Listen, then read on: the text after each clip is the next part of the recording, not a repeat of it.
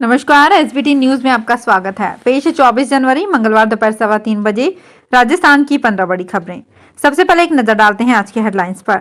26 जनवरी से शुरू होने वाला शहरी ओलंपिक स्थगित। घूसखोर एएसपी दिव्या अजमेर जेल में घूम रही नंगे पैर।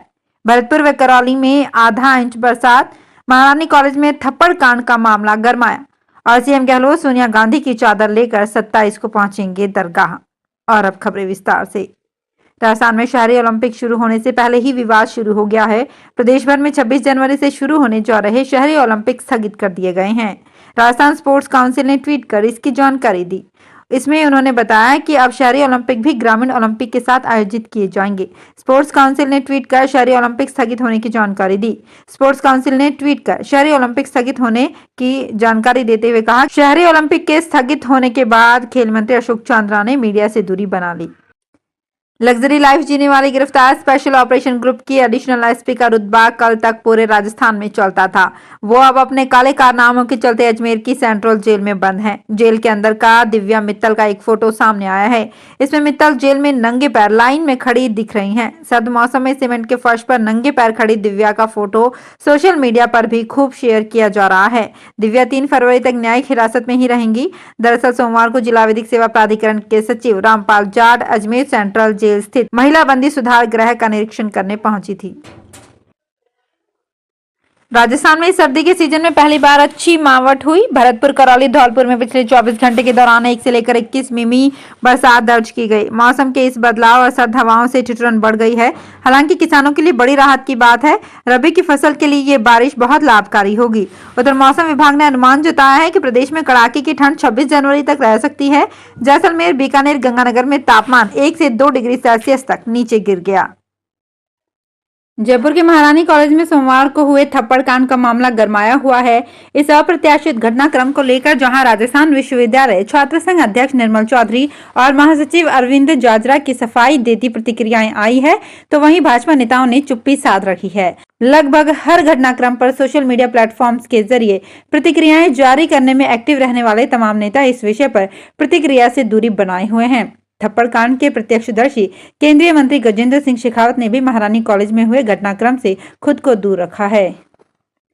अजमेर में ख्वाजा मोइनुद्दीन हसन चिश्ती के 811वें उर्स में 27 जनवरी को कांग्रेस नेता सोनिया गांधी की चादर पेश होगी। मुख्यमंत्री अशोक गहलोत सहित कांग्रेस के कई नेता सोनिया गांधी की चादर लेकर अजमेर पहुंचेंगे। जिला प्रशासन ने मुख्यमंत्री अशोक गहलोत की अजमेर यात्रा को लेकर तैयारियां तेज कर दी है। वहीं सुरक्षा एजेंसियां अलर्ट मोड पर आ चुकी है। अजमेर जिला प्रशासन को मुख्यमंत्री की अजमेर यात्रा को लेकर मिली जानकारी के बाद तैयारियां शुरू कर दी गई है। फर्जी कंपनी बनाकर निवेशकों से करोड़ों रुपए की ठगी करने के मामले में अपेक्षा ग्रुप के सीएमडी मनोहर नामदेव की पत्नी राधिका नामदेव को गिरफ्तार किया गया है। वो अपेक्षा राइस ब्यूटी कंपनी में सक्रिय डायरेक्टर थी। मामला दर्ज होने के बाद से वो फरार चल रही थी। डीएसटी की टीम ने महिला डायरेक्टर को 12 से गिरफ्तार किया है। डीएसटी के डीएसपी अमर सिंह ने बताया कि फरियादी संजीव साहनी ने गुमानपुरा थाने में 18 लाख रुपए की धोखाधड़ी का मामला दर्ज करवाया था। इस मामले में कुछ डायरेक्टर को पहले ही गिरफ्तार किया जा चुका था। डाक विभाग के इंडियन पोस्ट पेमेंट बैंक की सुविधाएं अब आने वाले दिनों में उचित मूल्य की दुकानों पर मिलेंगी। इससे अब बांसवाड़ा जिले में 600 से अधिक उचित मूल्य की दुकानों पर ग्रामीण क्षेत्र के लोगों को सहजता से इंडियन पोस्ट पेमेंट बैंक की सभी सुविधाएं मुहैया करवाई जा सकेंगी। इसके लिए पहले चरण में सोमवार को 20 उचित मूल्य दुकानों के संचालकों से टाई अप कर ये सुविधाएं उचित मूल्य की दुकानों पर शुरू करवा दी जाएंगी। विद्या संबल योजना में सरकारी स्कूलों में गेस्ट फैकल्टी पर टीचर लगाने की योजना पर शिक्षा मंत्री बीडी कल्ला सदन में घिरते दिखे। शिक्षा मंत्री ने कहा, गेस्ट फैकल्टी योजना को कुछ समय के लिए स्थगित किया है, इसे रद्द नहीं किया है। इस पर नेता प्रतिपक्ष ने सवाल उठाते हुए कहा कि इतने समय से पद खाली पड़े हैं और बच्चों को कौन पढ़ाएगा। इस पर मंत्री ने तर्क दिया कि आरक्षण का प्रावधान करने के लिए कुछ समय के लिए योजना स्थगित की गई है। शिक्षा मंत्री बीडी कल्ला ने कहा कि अब आगे से प्रिंसिपल के स्तर पर स्कूलों में गेस्ट फैकल्टी लगाए जा सकेंगे। सचिन पायलट गुट के कैबिनेट मंत्री हेमाराम चौधरी ने बाड़मेर में सामाजिक कार्यक्रम के दौरान मोदी और इंदिरा गांधी की तारीफ करते हुए कांग्रेस के आलाकमान पर सवाल खड़ा किया। मंत्री ने कहा कि जिस तरीके से मोदी ने गुजरात में रातों रात मुख्यमंत्री से लेकर सब कुछ बदल दिया, लेकिन राजस्थान में कांग्रेस फैसला देने में बड़ी देरी कर रही है। एक समय था जब इंदिरा गांधी इसी तरीके के फैसले लेती थी, उसी के कारण कांग्रेस मजबूत थी, लेकिन अब जिस तरीके से कांग्रेस के अंदर फैसला लेने में देरी हो रही है। ये कारण कांग्रेस को कमजोर कर रहा है। वे लगातार सरकार की योजनाओं को लेकर सवाल खड़े कर रहे हैं। राजस्थान में जैसे जैसे सर्दी का जोर बढ़ता जा रहा है, वैसे वैसे हरी सब्जियों का पारा घटता जा रहा है। पिछले 15 से 20 दिनों में सब्जियों के दामों में 5 से 10 रुपए प्रति किलो की गिरावट दर्ज की गई है। हालांकि इससे आम उपभोक्ता को अभी भी बड़ी राहत नहीं मिली है, क्योंकि वर्तमान में सब्जियों के काफी ऊंचे दाम थे। सब्जी कारोबारियों का कहना है कि मौसम में परिवर्तन के साथ दाम और नीचे आएंगे। एक माह पहले 30 रुपए प्रति किलो तक बिकने वाले आलू की कीमतों में अब कमी आई है। वर्तमान में आलू 20 रुपए किलो के हिसाब से उपलब्ध है। आलू के साथ टमाटर, प्याज जैसी हर घर की रसोई में इस्तेमाल की जाने वाली वस्तुओं की कीमतों में भी कमी आई है। खाटू के बाबा पूरी दुनिया में माने जाते हैं। लोगों में इनकी भक्ति और आस्था का एक अलग ही महत्व है। यहाँ हजारों नहीं लाखों की संख्या में भक्त आते हैं।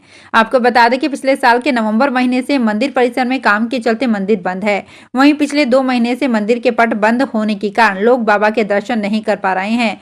मंदिर के पट खोलने के लिए राजस्थान के सीएम अशोक गहलोत को पत्र लिखा गया है। इस बीच दिल्ली के जीटी रोड के पास राजस्थान के खाटू नरेश का एक बहुत बड़ा मंदिर बनाया गया है। यहाँ रोज लाखों की संख्या में लोग दर्शन करने आ रहे हैं। सीकर में बाबा के दर्शन ना होने पर अब यहां लोगों की संख्या बढ़ने लगी है। जयपुर में विश्वकर्मा थाना इलाके में रोड नंबर 14 पर प्लास्टिक पाइप की पैकिंग करने वाली फैक्ट्री में आज सुबह भीषण आग लग गई।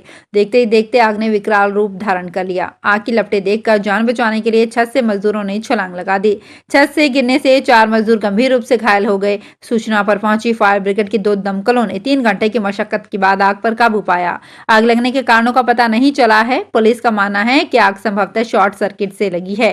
देखते ही देखते आग की लपटें तेजी से उठने लगी। ये देख फैक्ट्री में काम करने वाले 4 मजदूर जान बचाने के लिए छत से नीचे कूदे। छत से नीचे कूदने से मजदूर के घुटनों में गंभीर चोट आई है। अजमेर जिले के अराई में स्टेट बैंक ऑफ इंडिया का एटीएम चोरी करने का मामला सामने आया है। बदमाशों ने कैंपर जीप के जरिए एटीएम को उखाड़ा और लेकर फरार हो गए। घटना अराई थाना क्षेत्र के पावर हाउस चौराहे की है। पुलिस के अनुसार रात 2:43 पर कुछ बदमाशों ने इस वारदात को अंजाम दिया। चोरों ने पहले एटीएम में लगे सीसीटीवी कैमरे पर स्प्रे किया, एटीएम की लाइट बंद कर दी। बाद में कैंपर गाड़ी के जरिए बदमाशों ने एटीएम को उखाड़ा और लेकर फरार हो गए। बैंक के अधिकारी के अनुसार एटीएम में 30 लाख रुपए के करीब कैश था।